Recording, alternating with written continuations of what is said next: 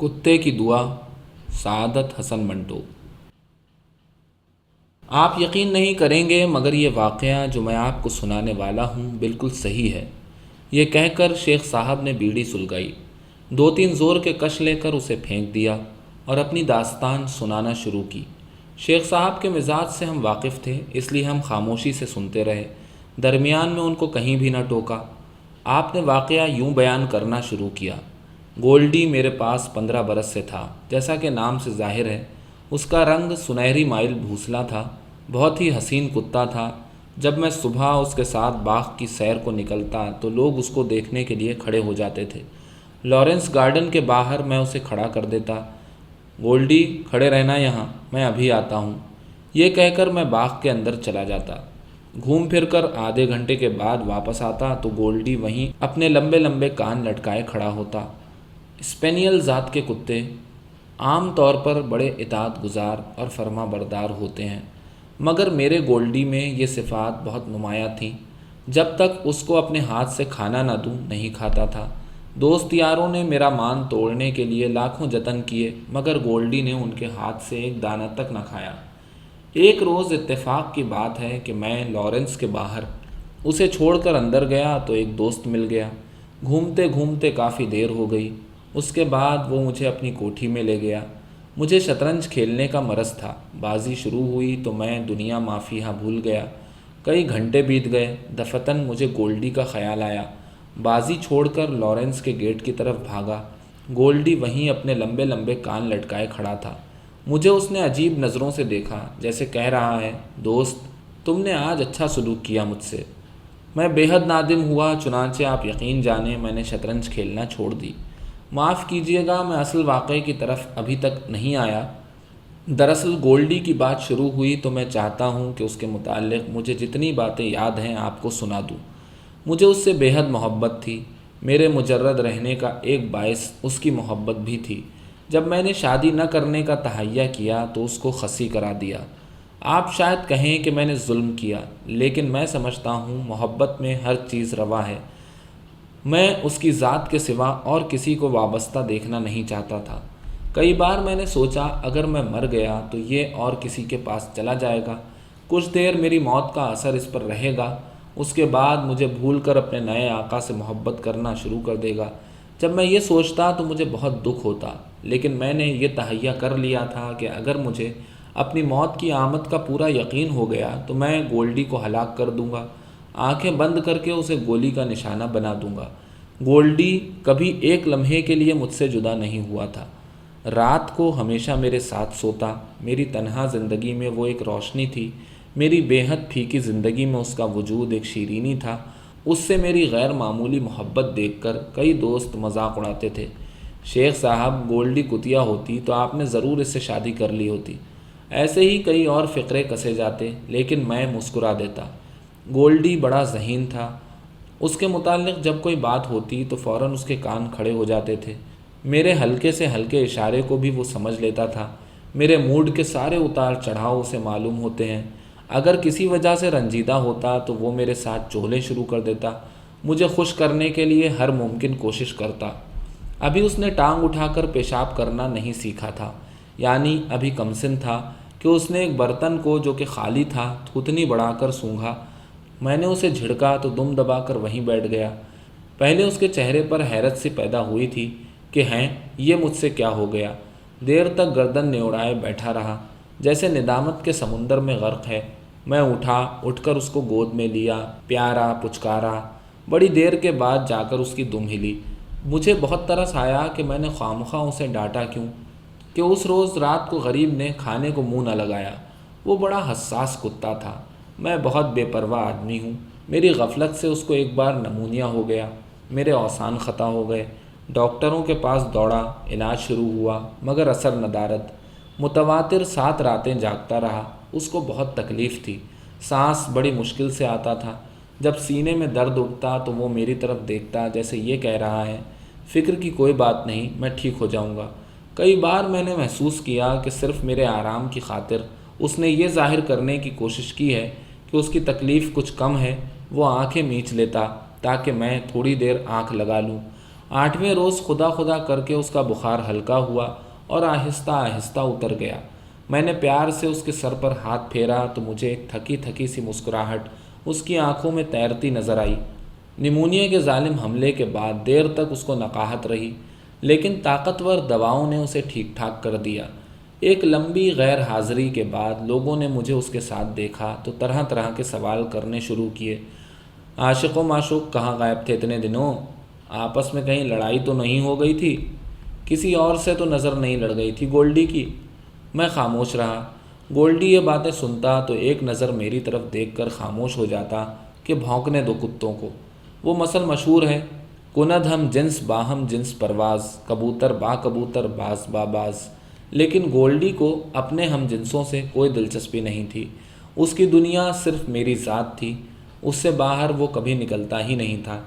گولڈی جب میرے پاس نہیں تھا، ایک دوست نے مجھے اخبار پڑھ کر سنایا۔ اس میں ایک واقعہ لکھا تھا، آپ سنیے، بڑا دلچسپ ہے۔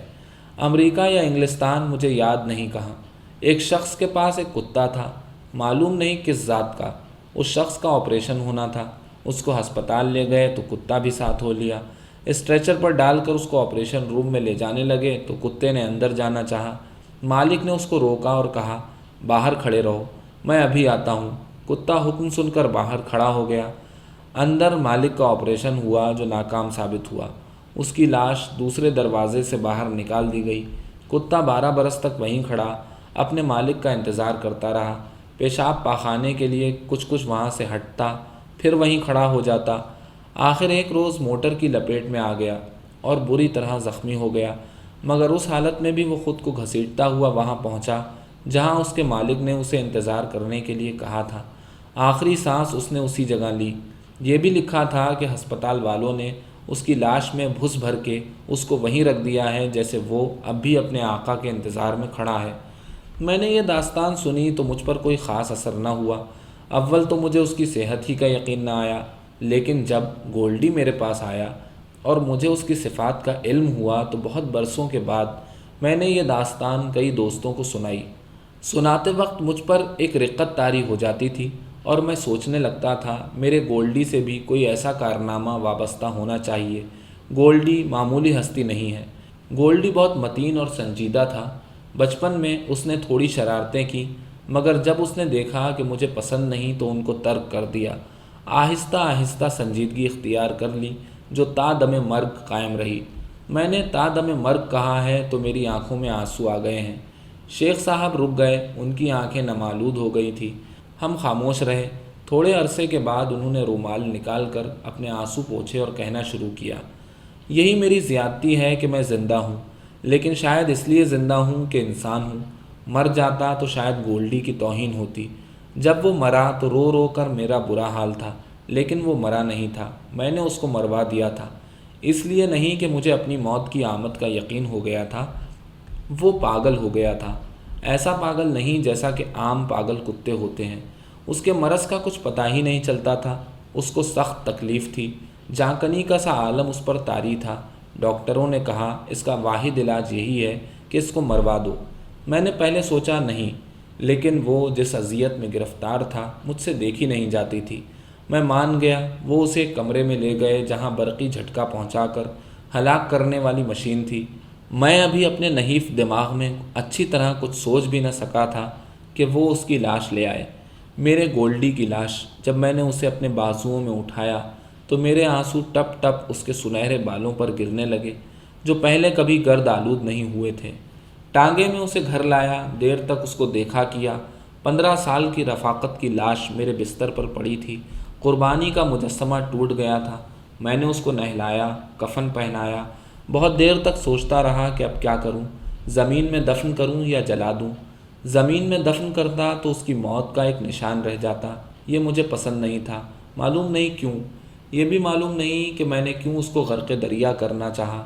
میں نے اس کے متعلق اب بھی کئی بار سوچا ہے، مگر مجھے کوئی جواب نہیں ملا۔ خیر، میں نے ایک نئی بوری میں اس کی کفنائی ہوئی لاش ڈالی، دھو دھا کر بٹے اس میں ڈالے اور دریا کی طرف روانہ ہو گیا۔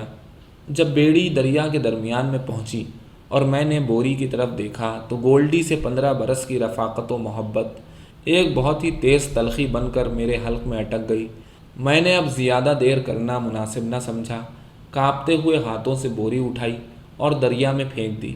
بہتے ہوئے پانی کی چادر پر کچھ بلبلے اٹھے اور ہوا میں حل ہو گئے۔ بیڑی واپس ساحل پر آئی۔ میں اتر کر دیر تک اس طرف دیکھتا رہا جہاں میں نے گولڈی کو غرق آب کیا تھا۔ شام کا دھندلکا چھایا ہوا تھا، پانی بڑی خاموشی سے بہہ رہا تھا، جیسے وہ گولڈی کو اپنی گود میں سلا رہا ہے۔ یہ کہہ کر شیخ صاحب خاموش ہو گئے۔ چند لمحات کے بعد ہم میں سے ایک نے ان سے پوچھا، لیکن شیخ صاحب، آپ تو خاص واقعہ سنانے والے تھے۔ شیخ صاحب چونکے۔ اوہ معاف کیجیے گا، میں اپنی رو میں جانے کہاں سے کہاں پہنچ گیا۔ واقعہ یہ تھا کہ میں ابھی عرض کرتا ہوں، 15 برس ہو گئے تھے ہماری رفاقت کو۔ اس دوران میں کبھی بیمار نہیں ہوا تھا، میری صحت ماشاء اللہ بہت اچھی تھی۔ لیکن جس دن میں نے گولڈی کی 15ویں سالگرہ منائی، اس کے دوسرے دن میں نے اعضا شکنی محسوس کی۔ شام کو یہ اعضا شکنی تیز بخار میں تبدیل ہو گئی۔ رات سخت بے چین رہا۔ گولڈی جاگتا رہا، ایک آنکھ بند کر کے دوسری آنکھ سے مجھے دیکھتا رہا۔ پلنگ پر سے اتر کر نیچے جاتا، پھر آ کر بیٹھ جاتا۔ زیادہ عمر ہو جانے کے باعث اس کی بینائی اور سماعت کمزور ہو گئی تھی، لیکن ذرا سی آہٹ ہوتی تو وہ چونک پڑتا اور اپنی دھندلی آنکھوں سے میری طرف دیکھتا اور جیسے یہ پوچھتا، یہ کیا ہو گیا ہے تمہیں؟ اس کو حیرت تھی کہ میں اتنی دیر تک پلنگ پر کیوں پڑا ہوں، لیکن وہ جلدی ہی ساری بات سمجھ گیا۔ جب مجھے بستر پر لیٹے کئی دن گزر گئے تو اس کے سال خوردہ چہرے پر افسردگی چھا گئی۔ میں اس کو اپنے ہاتھ سے کھلایا کرتا تھا۔ بیماری کے آغاز میں تو میں اس کو کھانا دیتا رہا۔ جب نقاہت بڑھ گئی تو میں نے ایک دوست سے کہا کہ وہ صبح شام گولڈی کو کھانا کھلانے آ جایا کرے۔ وہ آتا رہا، مگر گولڈی نے اس کی پلیٹ کی طرف منہ نہ کیا۔ میں نے بہت کہا لیکن وہ نہ مانا۔ ایک مجھے اپنے مرض کی تکلیف تھی جو دور ہونے ہی میں نہیں آتا تھا، دوسرے مجھے گولڈی کی فکر تھی جس نے کھانا پینا بالکل بند کر دیا تھا۔ اب اس نے پلنگ پر بیٹھنا لیٹنا بھی چھوڑ دیا۔ سامنے دیوار کے پاس سارا دن اور ساری رات خاموش بیٹھا اپنی دھندلی آنکھوں سے مجھے دیکھتا رہتا۔ اس سے مجھے اور بھی دکھ ہوا۔ وہ کبھی ننگی زمین پر نہیں بیٹھا تھا۔ میں نے اس سے بہت کہا لیکن وہ نہ مانا۔ وہ بہت زیادہ خاموش ہو گیا تھا۔ ایسا معلوم ہوتا تھا کہ وہ غم و اندوہ میں غرق ہے۔ کبھی کبھی اٹھ کر پلنگ کے پاس آتا، عجیب حسرت بھری نظروں سے میری طرف دیکھتا اور گردن جھکا کر واپس دیوار کے پاس چلا جاتا۔ ایک رات لیمپ کی روشنی میں نے دیکھا کہ گولڈی کی دھندلی آنکھوں میں آنسو چمک رہے ہیں۔ اس کے چہرے سے حزن و ملال برس رہا تھا۔ مجھے بہت دکھ پہنچا۔ میں نے اسے ہاتھ کے اشارے سے بلایا۔ لمبے لمبے سنہرے کان ہلاتا وہ میرے پاس آیا۔ میں نے بڑے پیار سے کہا، گولڈی میں اچھا ہو جاؤں گا، تم دعا مانگو، تمہاری دعا ضرور قبول ہوگی۔ یہ سن کر اس نے بڑی اداس آنکھوں سے مجھے دیکھا، پھر سر اوپر اٹھا کر چھت کی طرف دیکھنے لگا جیسے دعا مانگ رہا ہے۔ کچھ دیر وہ اسی طرح کھڑا رہا۔ میرے جسم پر جھلجھری سی طاری ہو گئی۔ ایک عجیب و غریب تصویر میری آنکھوں کے سامنے تھی۔ گولڈی سچ مچ دعا مانگ رہا تھا۔ میں سچ عرض کرتا ہوں، وہ سرتاپا دعا تھا۔ میں کہنا نہیں چاہتا، لیکن اس وقت میں نے محسوس کیا کہ اس کی روح خدا کے حضور پہنچ کر گڑ گڑا رہی ہے۔ میں چند ہی دنوں میں اچھا ہو گیا، لیکن گولڈی کی حالت غیر ہو گئی۔ جب تک میں بستر پر تھا وہ آنکھیں بند کیے دیوار کے ساتھ خاموش بیٹھا رہا۔ میں ہلنے جلنے کے قابل ہوا تو میں نے اس کو کھلانے پلانے کی کوشش کی، مگر بے سود۔ اس کو اب کسی شے سے دلچسپی نہیں تھی۔ دعا مانگنے کے بعد جیسے اس کی ساری طاقت زائل ہو گئی تھی۔ میں اس سے کہتا، میری طرف دیکھو گولڈی، میں اچھا ہو گیا ہوں، خدا نے تمہاری دعا قبول کر لی ہے۔